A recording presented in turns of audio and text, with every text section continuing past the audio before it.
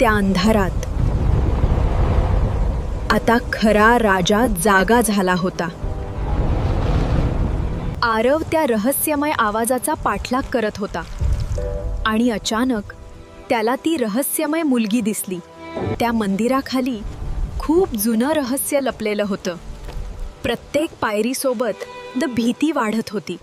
त्या जागेत एका प्राचीन शक्तीची चिन्ह होती आणि मग ती सावली समोर आली.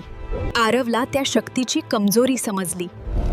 ती शक्ती आता पूर्ण वेगाने जागी होत होती. पहिल्यांदाच ती मुलगी त्या अंधारासमोर उभी राहिली. त्या प्रकाशामुळे सावली मागे हटू लागली, पण ती शक्ती अजून पूर्णपणे नष्ट झाली नव्हती. संपूर्ण मंदिर आता कोसळायला लागलं होतं. त्या रहस्याचा आणि आरवचा संबंध खूप जुना होता, पण त्या अंधारात अजून मोठं भय जागं होत होतं.